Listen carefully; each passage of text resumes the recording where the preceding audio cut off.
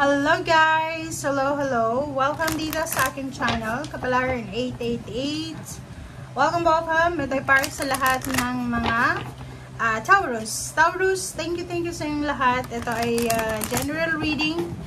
Pwede kang makaresonate, gamitin mo ang iyong intuition sa panonood. So, thank you Taurus para sa lahat ng messages, sa lahat ng subscriptions, sa lahat ng follow. Lahat ng ginagawa nyo dito sa aking channel ay appreciated ka siya.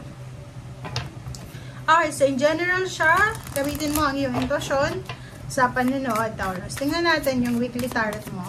I hope na makaresonate ka dito. Okay. Ito yung gustong lumabas eh. Vigilance. Wow. Okay, Taurus. Nako. Okay, be careful. Careful ka. Okay, be vigilant. Mag-iingat. Sa linggong ito, sinasabi sa'yo dito, Taurus, na kailangan mong mag-ingat sa mga tao sa paligid mo. Okay?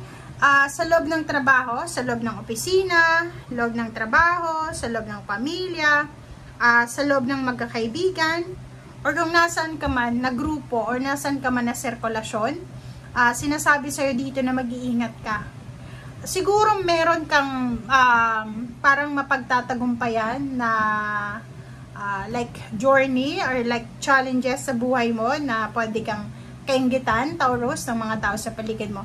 Literal na pwedeng mangyari ito sa mga Taurus na kakapromote lang, kakatanggap lang ng kontrata, kakapirma lang, kakasawa pa lang, or kakapatayo pa lang ng business or ng bahay, kakabili lang ng sasakyan, or kakagraduate lang. So, nakikita ko sa inyo dito na kailangan yung mag-ingat, okay? Be careful sa mga tao na kaharap nyo, or sa mga tao na lahat ng tao na parang pinapakisamahan ka ng maganda, or yung mga taong alam mo na may lihim na galit sa inyo. So be vigilant kasi hindi mo nararamdaman, hindi mo napapansin, you're the talk of the town. Diba? Sa loob ng barangay, ikaw yung pinag-uusapan. Mga kamag-anak nyo, ikaw yung pinag-uusapan. So, nakikita ko sa'yo dito na maging maingat ka sa linggong ito. Okay? Ang dapat mo pag-ingatan yung tiwala. Kasi masyado kang mabait. Masyado kang nagtitiwala agad-agad. So, dito sinasabi na yun, mag-iingat ka. Illusion, embrace the truth. Be true to yourself. Be true to your environment. So, like merong iba na, di ba? Hindi matanggap yung pinanggalingan. Hindi matanggap yung kung ano yung weaknesses, kung ano yung mga failure natin sa buhay.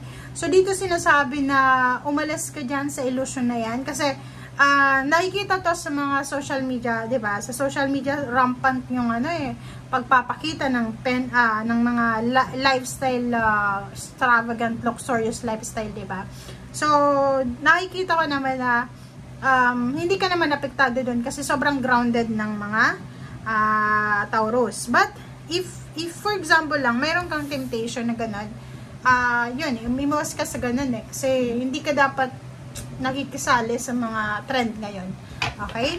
Mahirap i-maintain, mahirap i-sustain yung trends na ngayon. So, yun, as much as possible, umiwas ka sa mga pagsunod sa kung ano yung dinidikta ng social media, ng mundo sa ngayon, kasi mahirap. Okay? Para lang yan sa mga taong sanay sa limelight, sa spotlight, parang ganun. Okay. Alright, so dito, Four of Swords and then Queen of Cups. So, usaping emotion, family, relationship, even career, or even spiritual life, nakikita ko sa'yo dito na you are at peace sa linggong ito. Okay? Kaya naman pala kaiinggitan ka kasi emotionally, you're at peace eh. Wala kang pinoproblema sa ngayon eh. Or siguro meron kang mga iniisip na iba, pero hindi ka masyadong yung, alam mo yon, yung parang feeling mo, pasan mo yung mundo. Diba? So, nakikita ko sa'yo dito na you are at peace. You are surrounded ng mga tao na understanding. Napakaswerte mo kasi kung buhay pa yung magulang mo, especially yung mother mo, kitang-kita mo dito na you are supported, you are guided, you are loved ng parents mo, especially ng mother mo. Okay? Kung babae ka naman, nakikita ko sa'yo dito na kontrolado mo yung iyong emotion sa linggong ito, 'di ba? So parang sinasabi niya ng barahan na kontrolado mo, so wala kang masyadong gulo na pwedeng, kahit ang gulo sa paligid mo, kahit kinaiingitan ka, still at peace ka pa rin eh. Yun naman yung energy mo, Taurus, 'di ba? Palagi kang at peace.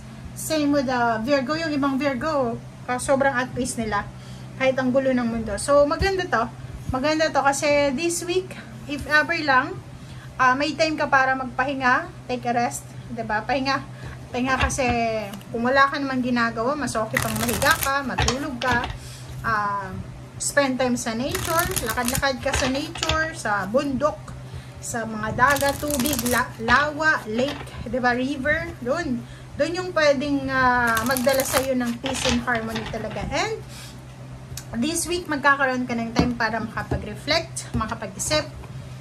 Alam mo yon, lahat ng klase ng katahimikan ay pwede mong maabot sa linggong ito. Okay, wow! Ang ganda na ito. Nakikita ko rin sa'yo dito na may iba dito sa inyong Taurus na posibleng magkakaroon kayo ng idea. Idea lang siya. Lalo doon sa mga Taurus na hindi pa kasal. Yung mga nagli-live-in pa lang, mga boyfriend, girlfriend pa lang, pwedeng papasok sa isip nyo na bakit kaya hindi ako magpakasal? Bakit kaya hindi pa ako mag-asawa? Parang gano'n. Ba't papasok lang naman yon? Hindi naman siya talagang dapat mong sundin. Okay?